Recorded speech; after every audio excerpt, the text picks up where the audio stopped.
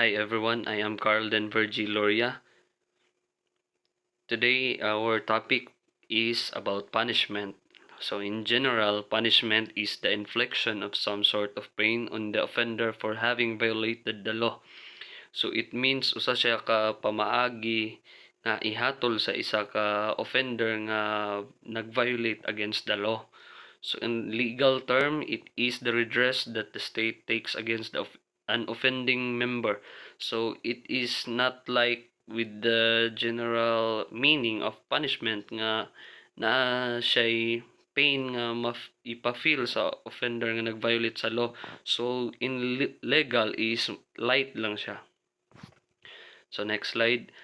Ancient form of punishments. So in ancient form of punishment, there is what we call is as death penalty.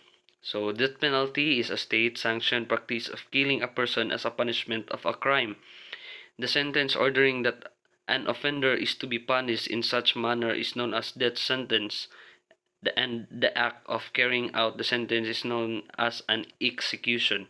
So kung bugat kayo ang sala or nga ang crime nga na-commit sa isa ka person is hatulan siya og death penalty. So in our case, for our generation today is wala na siya gipatupad ang death penalty kay dili na siya pwede. So and at the next slide, next is the physical torture. Physical torture means includes being deprived of food, water, or being force-fed food, excrement, or drugs. Sometimes certain forms as physical torture are referred to as positional torture or stress position. So, simple ra kayo, dali ra kayo masabtan. From physical torture is na para sa gihatag nga example diri is dili siya pakanon, being forced or fed food, or pugson og pakaon sa mga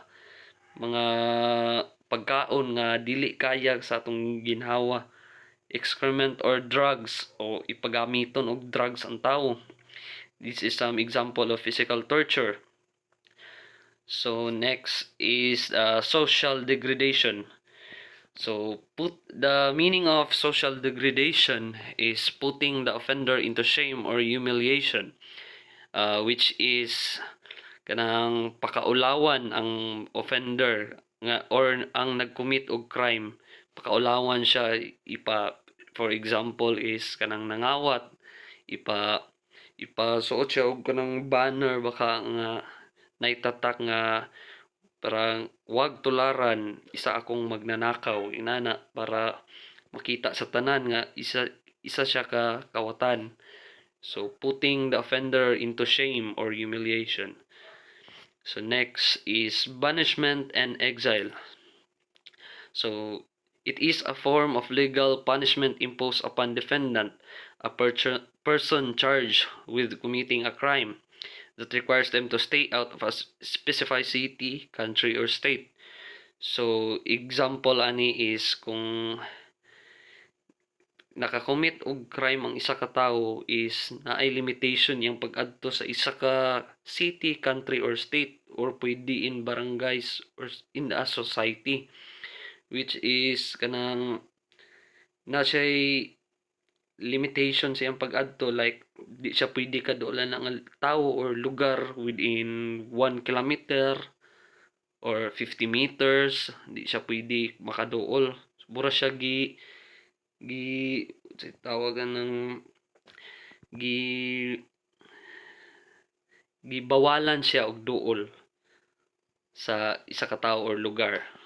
So next slide is physical torture. Bariyan naman ni kaganiha. Under physical torture is flogging. It is a whipping of a person who violates the laws using a stick, rope, or leather. So kini siya as makita nato sa picture in this slide is parusahan ng isa ka tawo, murag sa akong pagkuana ni parehas ni siya atong cat o nine tails, ibunal-bunal sa likod, kuan matawag yapon nga physical torture kay makita man nato person is suffering pain. So under physical torture, letter B, mutilation is the cutting of some parts of the offender's body. O di ba sa ato ang pagkuan ani is pareha ng ibtan og kuko para patug-anon, dayon putlon ang tudlo, basta cutting some parts of the body of the offender. Mo na siya pasabot sa mutilation. So next is branding, is lesser form of mutilation. So lesser form siya sa mutilation, which is like the example is pasakitan, ipakram siyang mga part sa body, pero dili kanang magdugo-dugo, dili inana. So lesser form lang siya. So that's all our report.